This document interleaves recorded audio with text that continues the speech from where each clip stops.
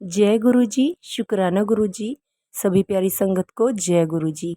Video को like कीजिए, channel को सब्सक्राइब कीजिए और बेल आइकन को प्रेस कीजिए ताकि हमारे आने वाले सत्संग आप तक पहुंच सके।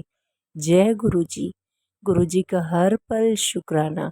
गुरु जी को कोटि कोटि प्रणाम। संगत जी, गुरु जी अपनी संगत की हर एक बात सुनते हैं और उनकी सब इच्छाओं को समय आने पर पूर्ण भी कर देते हैं। तो आइए आज एक ऐसा ही सत्संग हम सुनेंगे जो दिल्ली की पूनम सेठी आंटी का है। मुझे अभी भी याद है जब हमें गुरुजी के दर्शन का सौभाग्य प्राप्त हुआ। वह 1998 की घटना है। अपने पति के मामा जी से उनके बारे में सुनने के पश्चात हमने काफ़ी प्रतीक्षा करी, परंतु मेरे पति श्रीनगर में कार्यरत थे और हम उनके पास नहीं जा सके। इसका सहयोग जब बना जब मेरे पति वहाँ से ट्रांसफ़र हुए। मेरे पति के मामा जी के अनुभव हमेशा याद रहेंगे। गुरुजी से मिलने से पूर्व कई हृदय रोग विशेषज्ञ ने उनको बाईपास करवाने की सलाह दी थी। गुरुजी से मिलने पर उन्होंने मामा जी को उनके पैर दबाने और अपनी समस्या बताने को कहा। जब तक मामा जी ने अपनी समस्या उनको बताई, उन्होंने कहा कि उनके हृदय का बाईपास हो गया है और कोई सर्जरी करवाने की आवश्यकता नहीं है। उन्हीं विशेषज्ञों द्वारा पुनः किए गए परीक्षणों से पता लगा कि मामा जी के हृदय की अवस्था में आया हुआ सुधार सर्जरी से भी संभव नहीं हो पाता। हम पिछले 7 वर्षों से निसंतान थे, यद्यपि इसकी चिंता हमें लगी रहती थी। समस्त प्रयासों के बाद भी हम विफल रहे थे और हमने इसकी आशा छोड़ दी थी। परंतु जब हमने सत्संग और गुरुजी की दया से हुए चमत्कार सुने, तो हम पुनः आशावान हुए कि गुरुजी की कृपा अगर हुई तो यह संभव हो जाएगा। हम एम्पायर स्टेट स्थित गुरुजी के मंदिर में देर शाम को पहुंचे थे। उनके दर्शन भी हुए और हमने लंगर भी ग्रहण किया। गुरुजी ने हमें अपना परिचय देने के लिए कहा और फिर अपने जन्म दिवस पर एम्पायर स्टेट के निकट ही दी रेंज नामक स्थान पर आने का निमंत्रण भी दिया। वहां जाकर उपस्थित अपार जनसमूह को देखकर हम अचंभित रह गए। प्रत्येक को गुरुजी की कृपा के बारे में कुछ बताने के लिए था, इस आशा से कि हमें भी कभी गुरुजी के आशीर्वाद मिलेंगे। हमने गुरुजी के पास जाने का नियम बना लिया। हम गुरुजी को अपनी समस्या के बारे में बताना चाहते थे, किंतु संगत के सदस्य ने मना कर दिया और कहा कि समय आने पर गुरुजी स्वयं ही इसका उल्लेख करेंगे। एक दिन गुरुजी ने उनके पास आने का कारण पूछा, तो मैंने उन्हें बताया कि हमारी कोई संतान नहीं है। उन्होंने कहा कि हमारी संतान होगी और हमारे आने के दिन निश्चित कर दिए।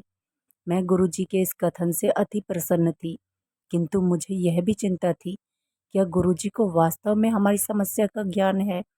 क्या उन्हें पता है कि हमारे कितने उपचार हो चुके हैं और वह सब असफल रहे हैं? मैं सोच रही थी, क्या उन्हें पता है कि मेरी गर्भाशय की नलियों में कुछ त्रुटि है और मेरे पति के शुक्राणुओं की संख्या भी कम है। अंततः चिकित्सकों ने आईवीएफ का सुझाव दिया, किंतु अधिक मूल्यवान होने के साथ साथ उसके सफल होने की आशा भी कम थी। हम गुरुजी के दर्शन उनके निश्चित किए गए दिनों को करते रहे। अन्य क्षेत्रों में निरंतर प्रगति होती रही। मेरा कार्य स्थायी हो गया और मेरे पति को अधिशासी एमबीए करने के लिए नामांकित किया गया। मई 2000 में मेरे पति का एमबीए में चुने जाने का समाचार आ गया और उन्हें 1 वर्ष के लिए जाना था। इसका अर्थ था कि 1 वर्ष के लिए चिकित्सा रुक जाएगी। मैंने चिकित्सकों के कहे अनुसार गर्भाशय में वीर्यारोपण करवाया, परंतु परिणाम नेगेटिव ही रहे। हमने गुरुजी के दर्शन कर पति के एमबीए के बारे में बताया तो वह बोले, फिर तो कल्याण हो गया। मैं अत्यंत दुखी थी। वह कैसा कल्याण है? मेरे पति 1 वर्ष के लिए बाहर रहेंगे, कोई उपचार संभव ही नहीं था और अगले 2 वर्ष तक मैं संतानहीन रहूंगी।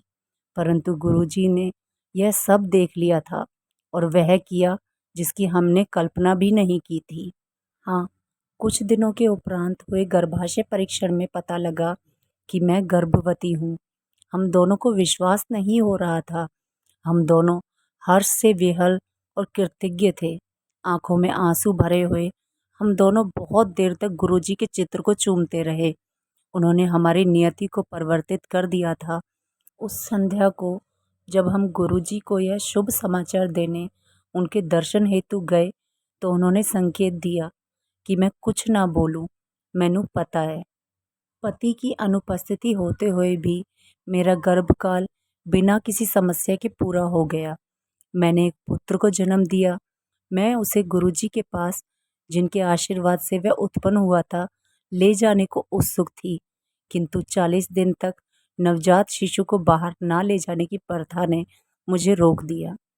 40 दिन के पश्चात जब हम उसे गुरुजी के पास लेकर गए तो वह मुस्कुराए और बोले कि क्या मुझे एक पुत्र और चाहिए। मैं चुप रही। उसके बाद हर दर्शन पर वह यही प्रश्न दोहराते रहे। मैं उसे उनका परिहास समझती रही कि इतने छोटे शिशु के साथ उस प्रक्रिया को पुनः कैसे कर पाएंगे। एक दिन जब गुरुजी ने पुनः वही प्रश्न पूछा तो मेरे मुंह से निकल पड़ा, जैसी आपकी इच्छा। 1 सप्ताह के पश्चात मुझे पता लगा कि मैं फिर से गर्भवती हूँ, बिना किसी उपचार, बिना किसी औषधि या चिकित्सा प्रक्रिया के, और उन्हीं दूषित गर्भाशय नलियों के साथ। यह केवल गुरुजी के दिव्य आशीष थे। मैंने फिर एक पुत्र को जन्म दिया। दोनों बड़े हो रहे हैं, चंचल और सदा कोई शैतानी करते हुए, पर इतने बड़े भी नहीं हुए जो समझ पाएं कि गुरुजी की कृपा से वह इस संसार में आए हैं। चिकित्सा की दृष्टि से हम संतान के योग्य नहीं थे, परंतु फिर कोई है जो मनुष्य की आकांक्षाओं को पूर्ण कर सकता है, विधान बदल सकता है और उनमें सदा आशा की ज्योति जलाकर रख सकता है।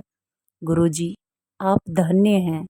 आपने अपनी संगत में हमें आश्रय दिया है और हमारे जीवन को ऐसे परिवर्तित किया जो किसी और से संभव नहीं था।